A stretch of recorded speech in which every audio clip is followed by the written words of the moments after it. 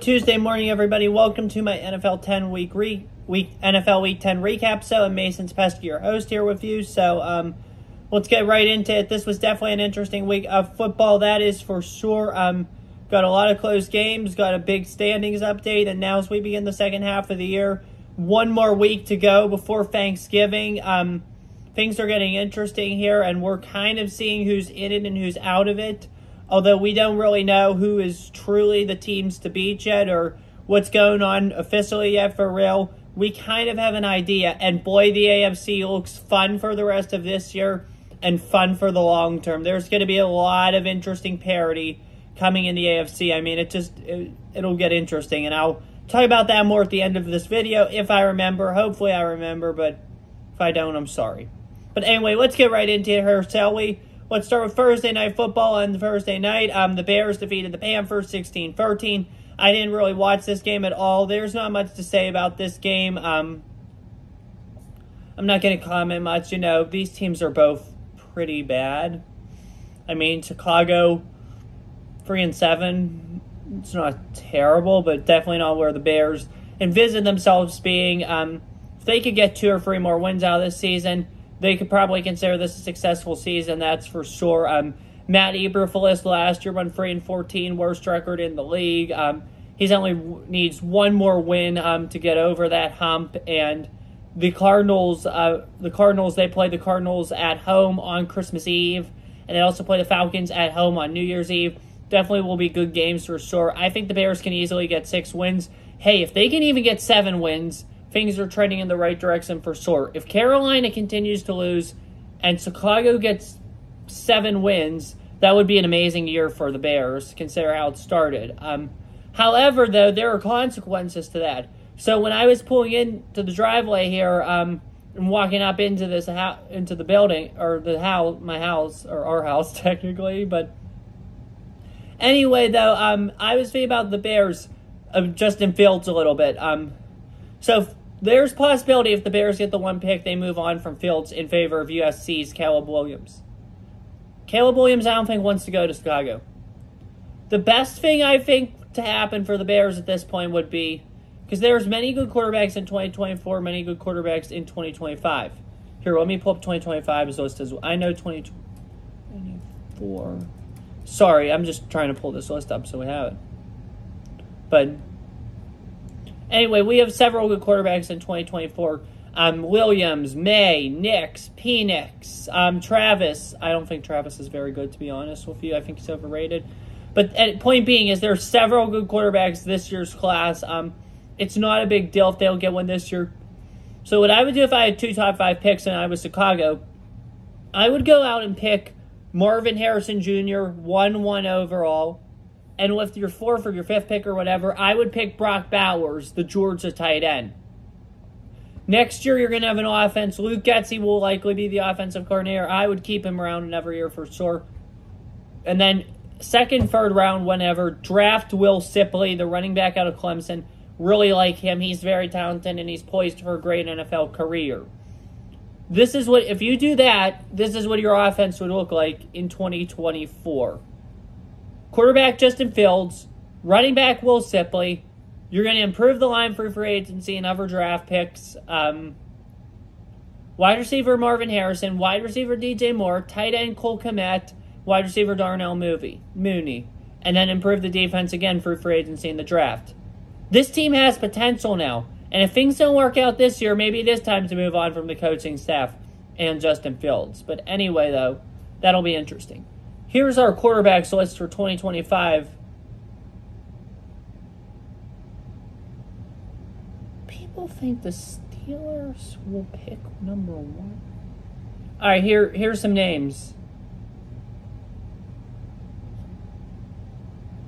Cade Klubnik, Clemson.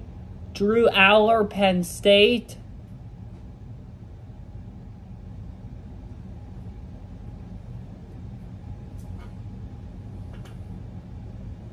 Sorry, I was reading something. Those will be the big ones. For sure. But anyway, though, Cedar Sanders, Colorado. It's going to be hectic, these quarterbacks coming out the next 2 years. So Chicago will have their chances if Fields does not work out. Anyway, though, back to the Panthers now. This team is awful. This team's just awful. They spent all that money. It kind of reminds me of last year's Broncos. Had that all-star coaching staff, spent all that money on receivers and stuff, traded up for the number 1 pick. Nothing is working out. I don't know. Personally, I don't think the current GM is the answer for Carolina, so keep that in mind. But anyway, though, Bears win. Let's go now to London, or Frankfurt, Germany. I'm sorry, I was going to say London, but Frankfurt, Germany. Unfortunately, this is the final international game of the year, so no more 9:30 football, unfortunately. I'm upset, too. But anyway, though, the Colts beat the Patriots 10-6 in Germany. Certain teams scored more points than these two combined. Almost every team, except for Carolina. And the Titans, Jacksonville, the Jets, and the Raiders scored more points than these two teams combined. Oh my gosh. It's pretty awful. But anyway, though, the Colts, they keep grinding. They keep getting wins. They're sitting pretty now at 5-5 going into their bye week. They got the Buccaneers at home coming up in 2 weeks, the week of Thanksgiving. So, Colts, if they could get 7-8 wins, that would be a great year for them, especially since Anthony Richardson's coming back better than ever. So, yeah, good season so far for the Colts. Hopefully they can keep it going. As I continue to yawn. Patriots, you're just bad. You're going to have to draft a quarterback this year. I know you didn't want to draft one this year, but you're going to have to draft a quarterback this year. And maybe Bill Belichick needs to step away. This team needs a total rebuild. It's time for a new era in Foxborough. This era is not cutting it. 2-8 is terrible. And you need to start over. That's all I have to say. Enough with that boring game. Let's move on to more interesting games. And this one was definitely an interesting one. Texans beat the Bengals 30-27 on Sunday in Cincinnati. Wow. I mean, everybody right now is thrilled with C.J. Stroud. There were two people who took over the football world this weekend. The second one was Travis Kelce. And you might be thinking, the Chiefs are on bye. How did he take over the world? Taylor Swift performed in Argentina. Travis Kelce went to the show. He sings a song called Karma. And in that song, you've probably heard it, there's a line that says, "Karma is the guy on the screen coming straight home to me." Swift changed the lyrics to that song for this concert. And she said, "Karma is the guy on the Chiefs," in reference to Kelce, "coming straight home to me." And she couldn't stop staring at him throughout the concert. Those two are in love. There's no doubt about it. So therefore, even though the Chiefs are on bye this week, he is the second biggest winner of the week. He's the star receiver or pass catcher of Patrick Mahomes on the 7-2 AFC leading Kansas City Chiefs. And his girlfriend is arguably the most famous musician of this era. So he's star number 2 for the week. Star number 1 for the week, and this is where we go back to this game in the NFL, is a man named C.J. Stroud. He's been amazing. He threw 356 yards, 1 touchdown, 1 interception. The 1 touchdown was to Tank Dell, who he advocated for to go to Houston, and who has truly balled out in Houston. He's going to be Stroud's favorite receiver for a long time. The Texans fixed all their problems by hiring DeMeco Ryans. Again, this is, and I'm going to say flat out, when C.J. Stroud was at Ohio State, he struggled at times. Like, I was not impressed. And he had a low test score for the draft. And he didn't particularly impress me in a lot of regards. I was not a big fan of C.J. Stroud's. I love C.J. Stroud's mentality, but I was just not a fan of him during the draft process.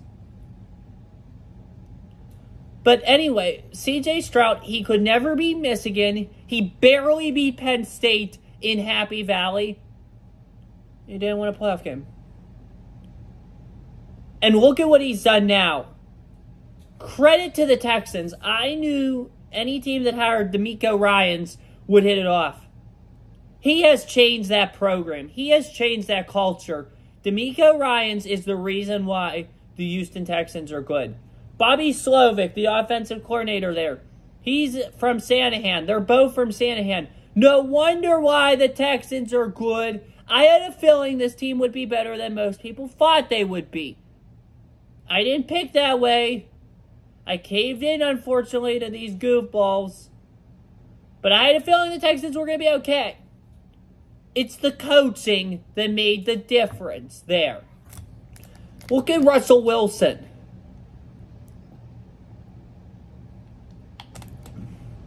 Now, I know I talk a lot about the situation, and I'm a fan of Nathaniel Hackett, but look at Russell Wilson. Last year, he was this awful quarterback.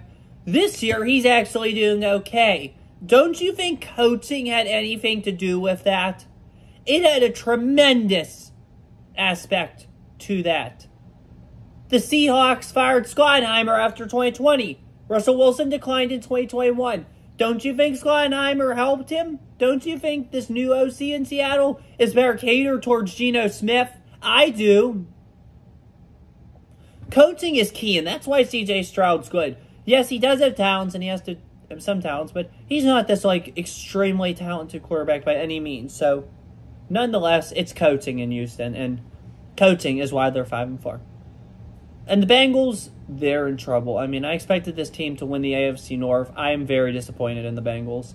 They're still in the run, technically, but it's tough times in Cincy, and it's only going to get tougher, so better chase. They better wise up and wise up fast, because it's not looking pretty. Now on to the Saints losing to the Vikings. Vikings being the Saints, 27-19 in Minneapolis. Couple quick things with this one. I'll be quick, but number one, why do they always have to make it one-score games, the Vikings? I mean, they always find a way to make every game a one-score game. So they were up 27-3, and they made it a one-score game. Nobody does that better than the Minnesota Vikings. It's, however, hysterical. Number two, it's a reiteration of what I just said with the Houston game. Coaching is key. How many times do I have to say it? Josh Dobbs is the perfect example. Everyone's saying, oh, Josh Dobbs this, Josh Dobbs that. Josh Dobbs got benched in Arizona. Got traded to Minnesota. Barely knows these people. And looks like Patrick Mahomes. How much do you think coaching has to do with that? I think it has to do a lot with that. Kevin O'Connell is an amazing offensive coach. Kwesi Adolfo-Mensah is an amazing GM who hired Kevin O'Connell. They make the Vikings good.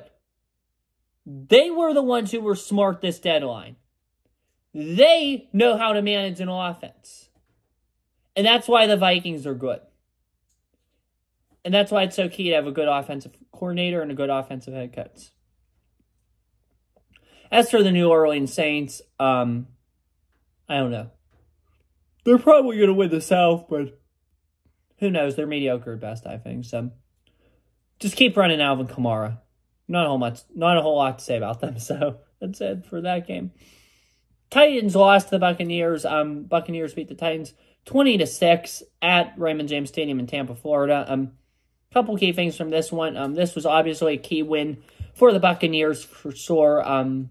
Buccaneers looked very good. They lit it up on all cylinders, all aspects of the game. So great win for Tampa, and Just keep the morale high. You're still alive, and keep fighting, Tampa. Good job. As for the Titans, Will Levis looked awful. I started him in fantasy this week. Will Levis looked awful. Not a good week for him. He needs to wise up. He needs to rebound, and he needs to be better. Because after that amazing debut he had, he's not looking very good. Kind of reminds me of the kid who transferred from Penn State, Christian Valu. If you guys already didn't know, Levis transferred from Penn State. He was originally recruited and signed on to Penn State with James Franklin. And later, he transferred out of Penn State to go to Kentucky. Levis got drafted by the Titans. Levis had an amazing debut. Next 2 games are awful. Let's talk now about Christian Valu, another Franklin recruit. James Franklin recruits him. He commits to Penn State. Loses the starting quarterback job to Drew Allar. Transfers out of Penn State to Pitt. Wins an amazing first game. Looks like the guy in the first game. Struggles ever since. Something with Franklin and these quarterbacks. I don't know what it is. So maybe firing Yerk was the right thing for Penn State. But anyway, though, Will Levis is awful. That's all I have to say. It's going to be a long road ahead in Nashville.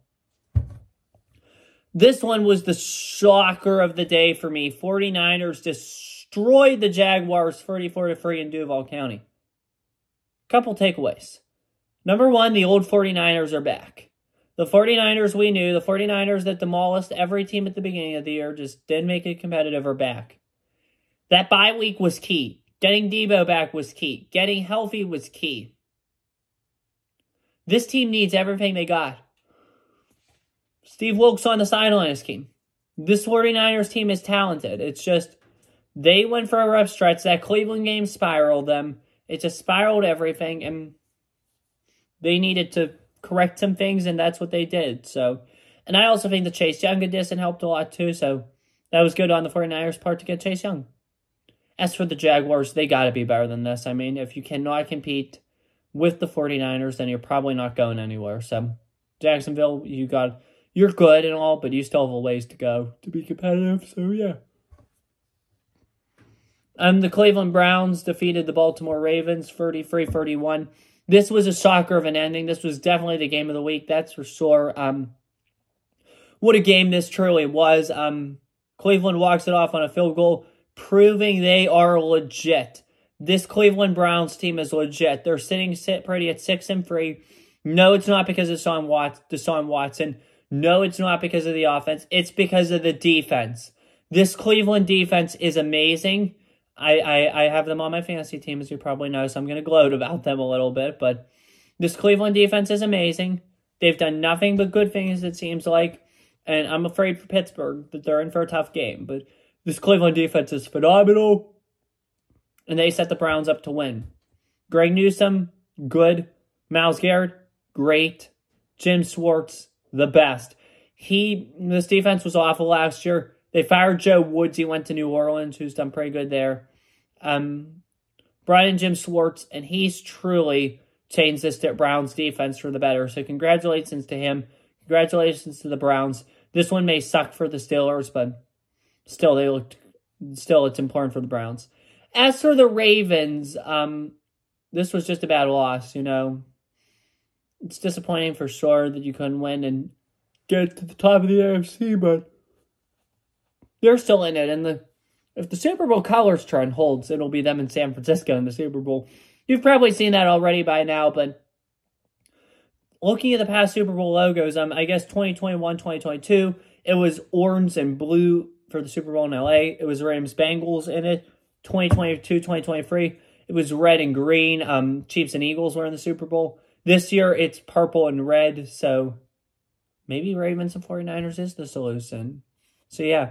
Here, I'm going to look up next year's Super Bowl logo. Because I want to see what color... Because they released the colors, I guess, already. No, they didn't. But everybody's expecting this Ravens 49ers Super Bowl. That's definitely purple, but I don't see a whole lot of red in this Super Bowl logo. So who knows if that Super Bowl trend's truly going to hold. But anyway, though, Baltimore still is a good team. They got a tough one this week against Cincinnati. Got to rebound and got to rebound fast. So, yeah, that's for sure.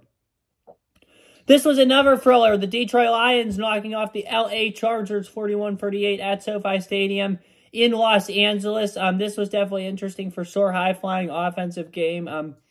Jahmyr Gibbs, he is the guy in Detroit.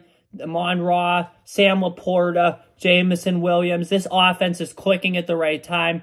Even when Jared Goff might not have the best of days, this offense still finds ways to make it work.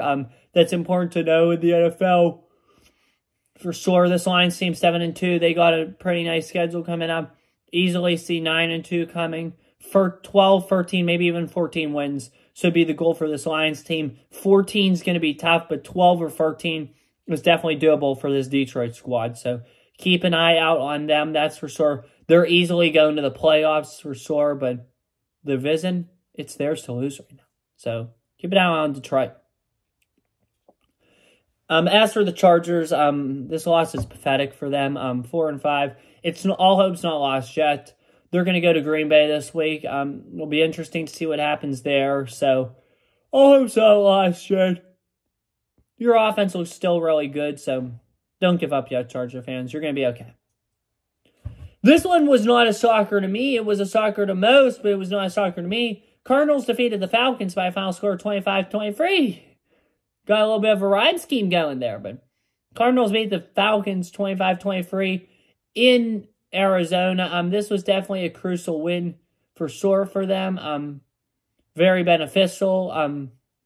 Good win for sure for the Cardinals. Kyler Murray comes back. Looks very impressive against the Falcons. So, yeah, definitely a good win for Arizona. This brings them to 2-8. No longer the worst team in the NFL. Still a couple more games left. They can get 4 wins. Sorry about the yawning. I'm just tired. Together, you can definitely consider this maybe a successful year for the Cardinals. It's going to take a while out there to rebuild that team, but they can get it done maybe 2025, 2026. That's for sure. As for the Falcons, I like Arthur Smith a lot, but his philosophy and his style of coaching has this team stuck in neutral. They started 2-0. They were 2-2, 3-2, 3-3. Beat Tampa, you're 4-3. They've now lost 3 straight. They're 4-6 going into the bye. Long road ahead for Atlanta, and I think Arthur Smith's in jeopardy of losing his job. I mean, Bijan Robinson, I know he did better this week, but he needs to get more time. Drake London, Kyle Pitts, why aren't you using these guys? Your quarterback situation's awful. Your defense is awful. I mean, this team's still a long way away. That's all I'm going to say. And they need a new leader, for sure. On to this one now. Cowboys blew out the Giants 49-17 in Dallas. Not much to take away from this one. This was supposed to be an easy win for Dallas. They took advantage. They did get an easy win, that's for sure.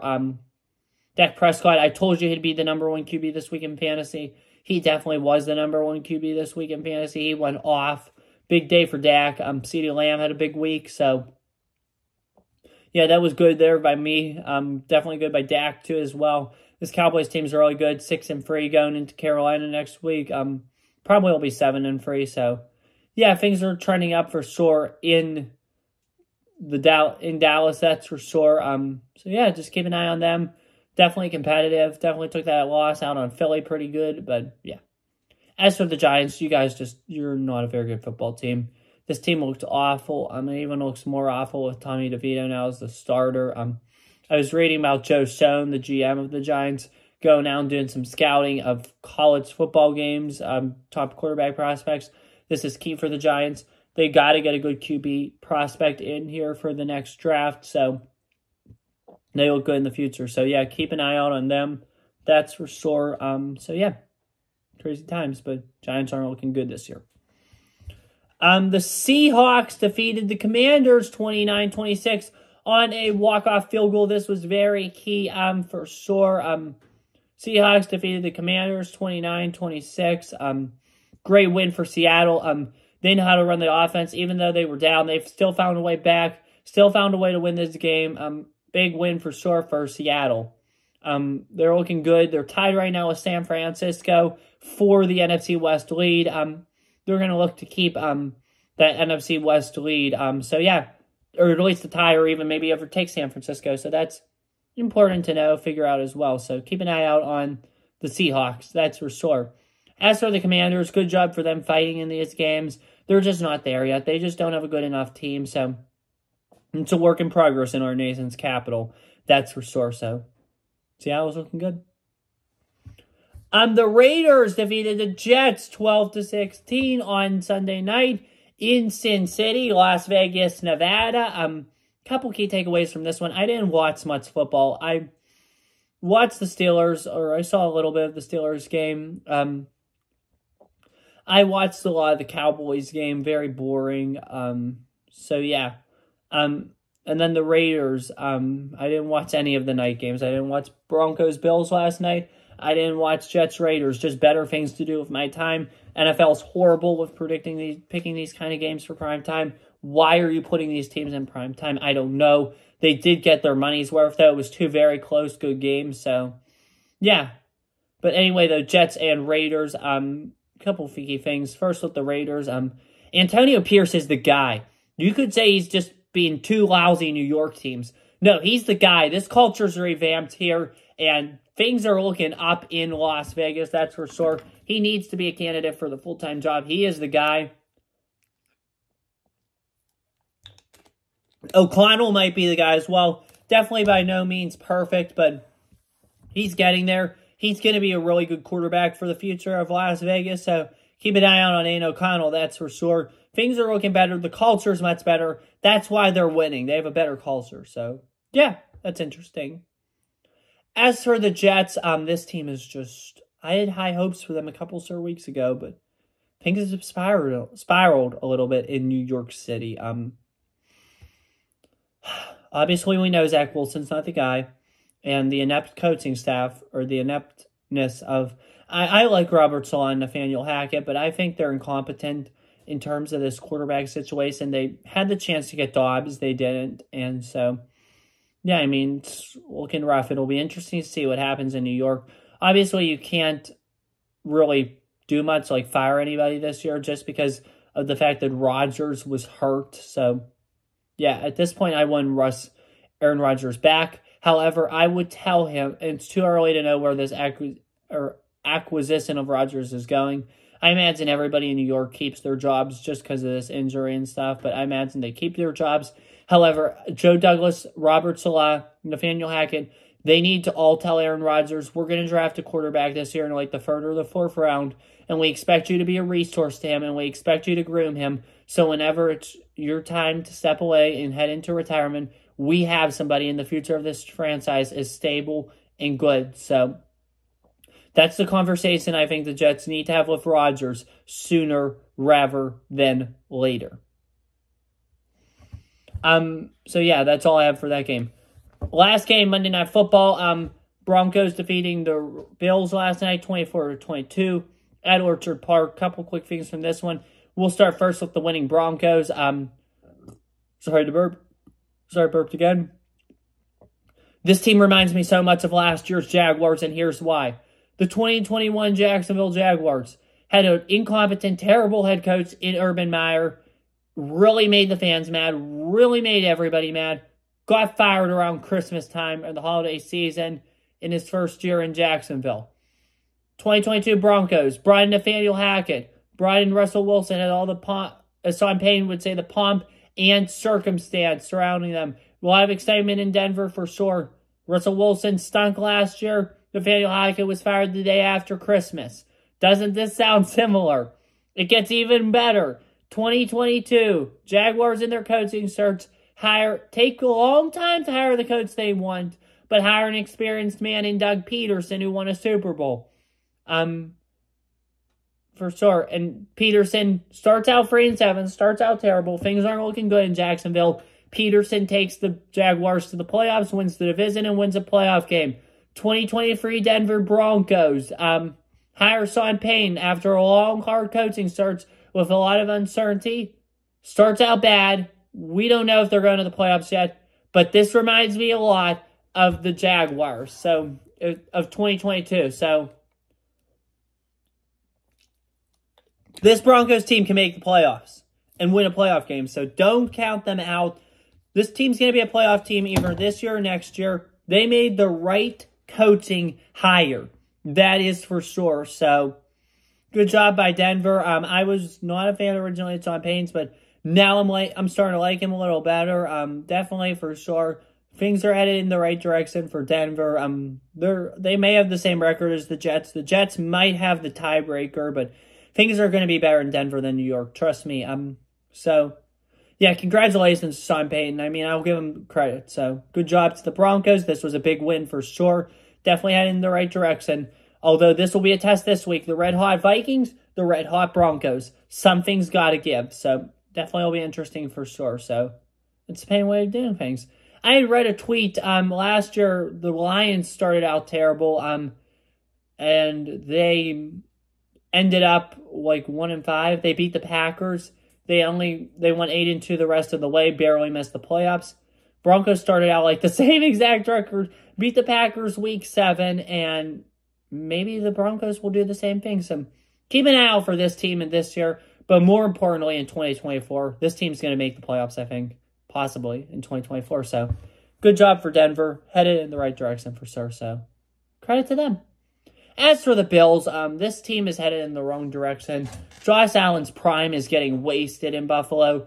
Ever since Dable left, this team has not been the same. That's 100% certain. I saw that in the preseason game. We went to the preseason game where the Bills got beat by Pittsburgh. This is not looking good for Buffalo right now. I don't think they're going to make the playoffs this year. Things are spiraling real fast. I don't know if it's Josh Allen's new relationship with Haley Steinfeld. I don't know what's going on there, but things are not looking good in Buffalo. So, yeah, I think there's going to be major changes there this offseason. I think the window is being wasted. Tough times for the Bills, that's for sure. So, yeah. Anyway, that's all I have for you guys. Oh, one last thing. I just remember now. I'm sorry about this. I know. I almost forgot. I mentioned I forgot. But let's look right now at the playoff picture. I was going to set my computer. Now I got to go get back into it. Not a problem.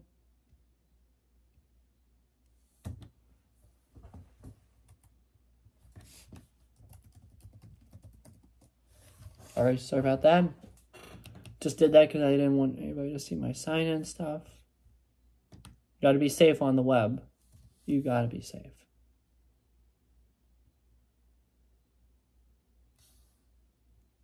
Anyway, let's look at the playoff picture right now.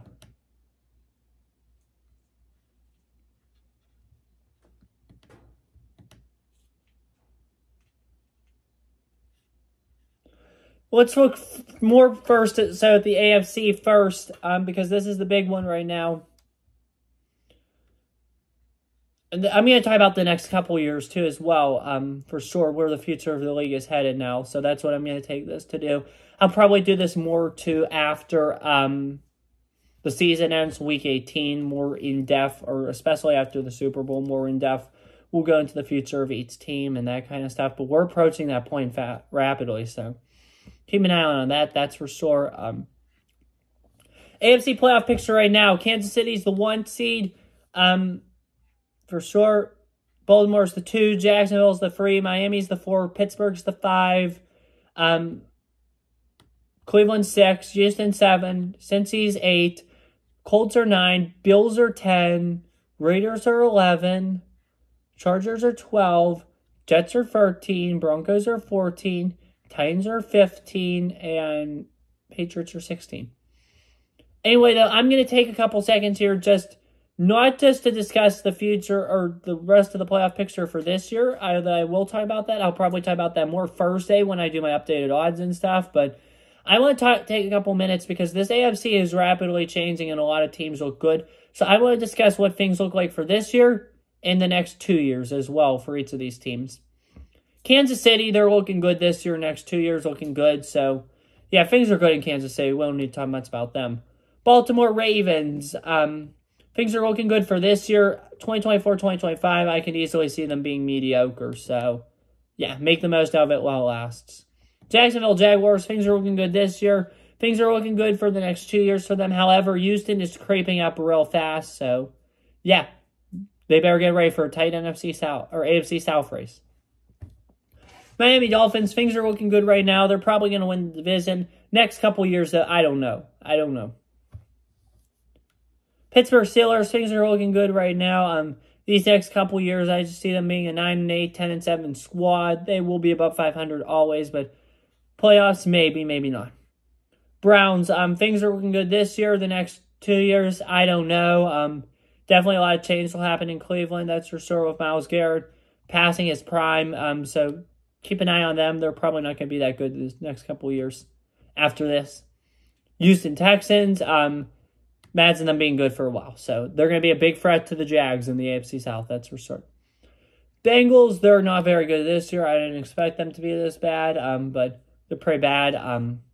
And they're probably not going to make the playoffs this year. But as for the future, I still think it's very good.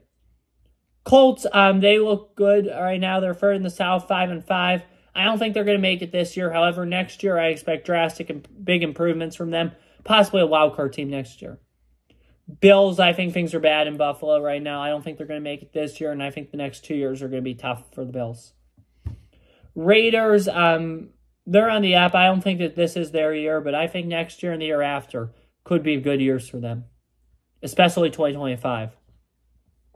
Chargers, I think they're in trouble not just this year, but in the future as well. They got to fire Staley, hire a good offensive mind for Herbert. Maybe they'll be a good offensive team in 2025, but that's about it. Jets, I don't think things are pretty. Once Rodgers comes back next year, this could be a playoff team easily, but yeah, I mean, I think the future is bright in New York, but I don't think this year is good. Broncos, I think they're going to have a good rest of the year. Things are looking good this year. Things are looking great for 2024, even better for 2025, so keep an eye on them. Titans, yeah, they're not looking good for the long term at all. Patriots, they're not looking good either for this year or the long term. Now into the NFC side of things here. Number 1 is Philadelphia. Number 2 is Detroit. Number 3, San Fran. Number 4 is New Orleans. Number 5, Seattle Seahawks. Number 6, Dallas Cowboys. Number 7, Minnesota Vikings. 8th, Tampa Bay. 9, Washington. 10, Atlanta. 11, Green Bay. 12, the Rams. 13, the Bears. 14, the Giants. 15, the Cardinals. 16, the Panthers. Let's go for each of these teams. Sally. Number 1 being the Philadelphia Eagles. Great year this year. Future's right there. They're going to be competitive these next 2 years. That's for sure. Lions, same thing. I think the division's going to get tougher. Chicago does good if Green Bay's offense continues to mature. Minnesota's obviously going to be back tougher than ever. So this division's going to get real tough. I don't know if they're going to compete for the division every year, but I think they're going to be good the next couple years for sure. So, yeah, things are looking good in Detroit under Dan Campbell and Brad Holmes. 49ers, obviously, this is one. They're going to be good this year. They're going to be good in the next 2 years. So, yeah. New Orleans, they're good this year. I think they'll make the playoffs this year. Next 2 years, I don't know. This is definitely a fringe team for sure. Seattle, they're looking good this year. Next 2 years, yeah, they're looking good for sure. Dallas Cowboys looking good this year. 2024, I think they're going to be good then. 2025, I don't know. Too early to call for them. Minnesota Vikings, future's right there, looking good this year, so make the playoffs this year. Next 2 years, looking very good for them. So things are looking great in Minneapolis. Tampa Bay Buccaneers, things are looking good this year, but the next 2 years, I don't think they're going to be that good. So, yeah, just keep an eye on the Bucs. Commanders, I think they're looking good this year, but I think they're going to tear it all down. I think they're going to rebuild probably and start over, and next couple of years will be tough in Washington, unfortunately, I think. But sooner rather than later, as the camera tilts, sooner rather than later, this team will break through. That looks better. Atlanta Falcons, this team's not looking good this year. This team's not looking good the next 2 years. This team's in a lot of trouble for the short term and the long term. They need to improve that defense by a lot. And they need to get some more pass catchers, and they still need to find their franchise quarterback. So things aren't looking good in the ATL. Green Bay Packers, things aren't looking good this year. However, I think the next 2 years are looking really good for the Packers. So, yeah, that's for sure. Rams, things aren't looking good this year, and things aren't looking good the next 2 years. So they're in a lot of trouble. Bears, things aren't looking good this year, but if they do what I said at the draft this year, hit the draft hard, hit free agency hard, they could be good next year, and it's really good in 2025. Giants, things aren't looking good this year. However, once they improve their receivers, their defense, and figure out their quarterback situation, I can see them being improved. I don't think 2024 is very good. However, I think 2025 could be a big year for the Big Blue. So, yeah. Only 2 more teams left here. Arizona Cardinals, not looking good this year, but they have a lot of key decisions to make, so I don't think they're looking good in the next 2 years either. Maybe 2025, but I don't think 2024 is going to be very good for them. So, yeah.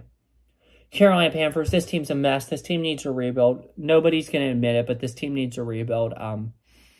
Not good this year, not good the next 2 years. Maybe in 2024 or 2025 it'll be better, but I'm not seeing it anytime soon. So, yeah. We'll do the... I keep wanting to leave. I don't know why. I mean... But anyway, one last thing, and I promise you guys this is the last thing. Let's look at the draft order real quick. We're going to do top 10 here. Just top 10. Number 1 is Chicago for Carolina. Obviously, the Bryce Young trade for sure. Number 2 is the Giants. Number 3 is the Patriots. Number 4 is the Cardinals. Number 5 is the Bears. Number 6 is the Packers. Number 7 is the Rams. 8 is the Titans. 9 is the Falcons. 10 is the Commanders. So that top 5 is huge. If the top 5 teams do a good job with their picks, could definitely be bright futures for those teams. Just like you've seen the Texans greatly improve this year. You've seen the Colts greatly improve this year. Both teams had top 5 draft picks last year, so I'm seeing a lot of improvement with them. Obviously, the Broncos would have been a top 5 pick if they wouldn't have traded to Seattle. Things are looking much better for them. Things are looking great right now in Seattle. Devon Witherspoon, he's done great things there. Jack Cohn-Smith and Jigba's finally coming back and catching on. So things are looking good in Seattle. That's for sure. Future's bright there. So, yeah. That's all I have to say in regards to that. This was just brief. We will look over, once the end of the Super Bowl's done, late February, early March, we'll look at the teams and analyze every one of their situations more in depth and discuss the future outlooks of teams. So it'll be similar to what I did today, however, more in depth. That'll be a show we'll do after the season is over, though. So that's all I have to say about that. That's all I have to say for this week. Thanks for tuning in. I'm sorry this one was longer. Have a good one. Take care. Stay safe. Enjoy your week. Pray for Israel. And as always, peace. See you guys soon.